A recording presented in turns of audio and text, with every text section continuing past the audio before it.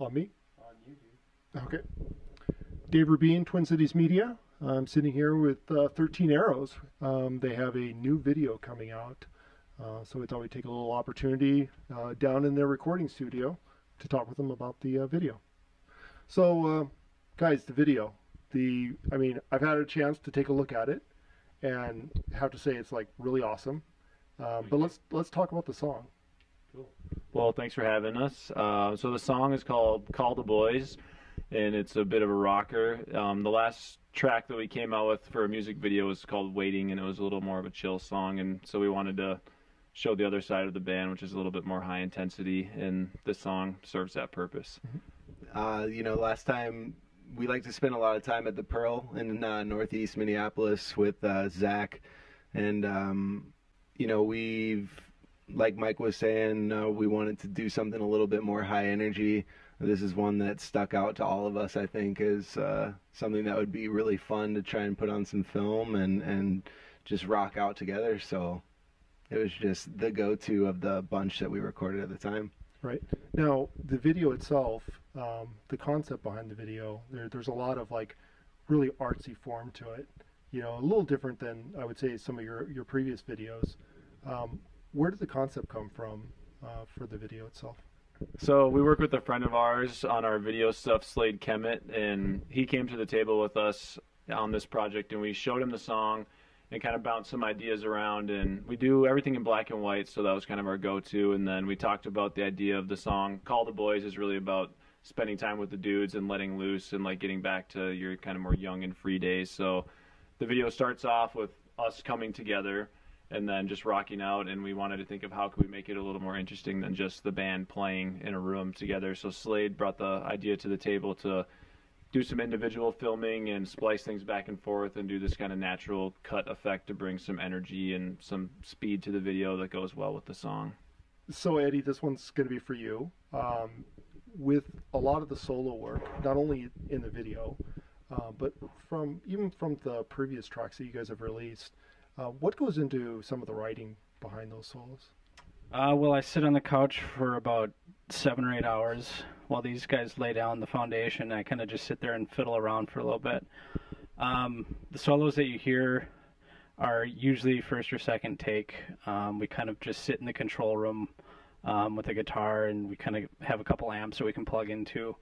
And we kind of just rip through it a couple, 3-4 times, and if we don't have it, we just move on to the next song.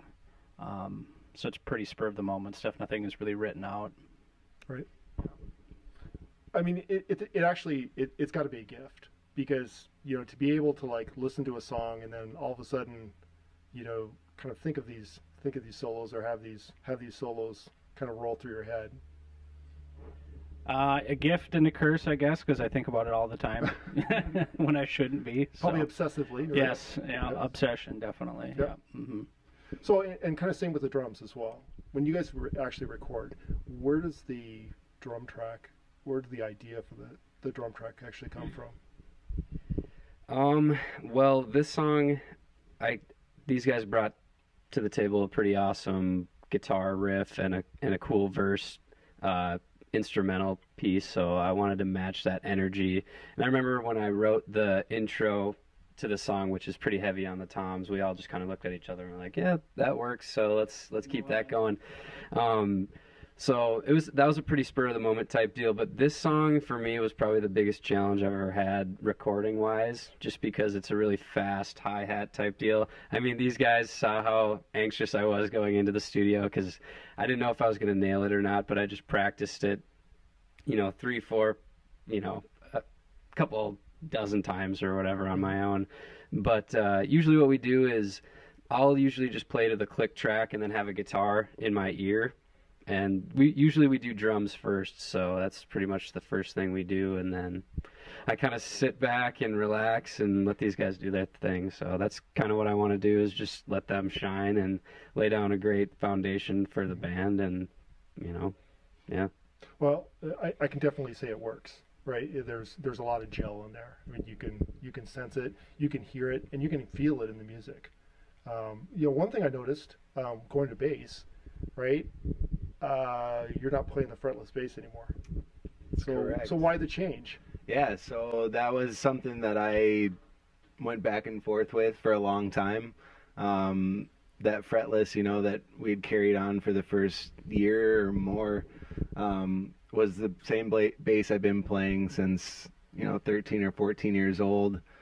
Just always try and find a way, make it work, find a bass line that sounds good. With this band in particular, we like to pick up the energy and play a lot of fast tunes. And like I said, I'd been researching basses, playing different kinds of basses, trying to find something that would fit. And yeah, I just decided that the frets would lead to a cleaner product in the studio, especially on the fast rockers. And it's taken me a while to dial in the tone and get used to something new, but I've really enjoyed it, and I think it's going to make for a lot, again, cleaner and yeah, precise recording. So Right. it's mostly for the recording side, and I think it's been a lot of fun to get back to it. So, I mean, one of the things that, I have to say, in just kind of looking at and covering you guys, several times before, and just looking at like the pictures, and if I go back and I kind of look, probably all the way back to the Festivus show, right? Mm-hmm. If I look at that, probably the person I have the least pictures of is you, right? And I think the reason is that you're constantly moving all over the place. You've got to be the hardest son of a bitch to like take pictures of, right? It's like a moving target. It's like a little kid running on stage, Yeah. Literally, I mean, there's just a lot of energy. And Every picture I've ever seen, he doesn't have 2 feet on the ground. Yeah. Right. Levitating. Yep. I mean, up and down. I mean, it's always like different moves, And the cool thing is that each time I think I've covered you guys, it's always a little different, and I think that's cool because it really brings that unique flavor, to not only the music, because the music's evolved over time, but it also brings, kind of that unexpected, piece element, I guess, to the performance itself. So, I mean, with this new video, it really brings the way you guys shot it, the concept of the song itself and the video, the way you guys shot it, that energy that you guys have has definitely evolved. The performances have evolved, the music has evolved. I think, the biggest question probably in my mind, other people's mind, is going to be, where's this headed? Where are you guys, kind of what's next? What's coming next? Well, I just like to say we just want to be as genuine as possible, and as far as our live shows are concerned, we never want to do the same thing twice. We want to make it always interesting to go out and see 13 Arrows. And as far as where we're going, I mean, this video is coming out, but at the same time, we've already been back to the studio, and we've got more songs in the pipe. So what we really want to do is just produce as much music as we possibly can, and just put as much things as we can out there, and simultaneously play as many live shows as we can, and that's all we really can do. If you were to use one word to describe 13 Arrows, right, what would that word be? Wow. Everybody on 3. 1, 2, 3. Sock. Sacco, that's good. Sacco. Mr. Sacco. We Oh, basically Mr. we Sacco. bring the energy of Mr. Sacco. Well, I would say Yeah. our recording style is certainly we record what you hear on the record. You'll be able to hear that exact thing live. We don't record anything that we can't pull off live. Mm-hmm. So I think we're kind of just a straightforward down-home rock and roll band. Yep. Yeah. No frills. Yeah. Oh, sorry. I think to add to what Eddie was saying is like the authenticity, and just being raw, like old school is kind of what we've all been about, and a lot of our musical inspiration comes from is that we're just 4 regular dudes plugged into real amps behind real instruments, recording to tape, and there's no like faking it. There's no fluff. There's nothing in between us and the listener, and we're just trying to keep it as real as we can because that's what we look for in the music that we love, and we just want to continue to make more music like that to contribute to the whole spectrum of what's out there. Awesome. Well, I want to definitely thank you guys for taking the time. One of the things I want to tell everyone is that we have a little surprise. So we've been talking about this video that's coming out, and the date on this video is the 26th. Oh, yeah, so the show that we have coming up to celebrate the release of the video is on the 25th, so the video will be public just before that. Okay. So we're going to have a little bit of a kind of a special treat. We are going to be running not only this interview, but along with this interview, we're going to have a link that's going to be available to the video itself before it actually hits the streets. So everyone needs to look at this video, get jazzed about the video because it's really cool, but also head out to the show and, you know, support these guys. You'll definitely get hooked. One show, guarantee you guys will get hooked. All right. Yeah. Can I say one more thing? Yep. So, yeah, the show that we have to celebrate this music video release is going to be October 25th at Palmer's Bar.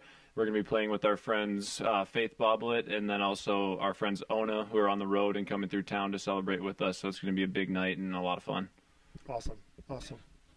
And this time it won't be necessarily that warm up there, right? It'll be Yeah. a little bit cooler. It'll be I cool think enough. last time you guys were sweating it. Yeah, with this dude, though, it's going to get hot and bothered up there. Don't worry. Yeah.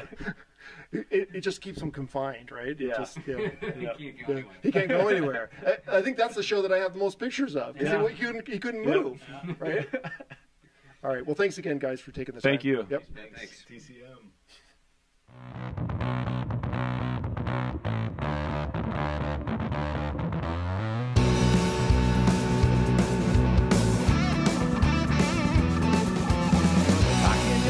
If you never roll, you're gonna die before I get old.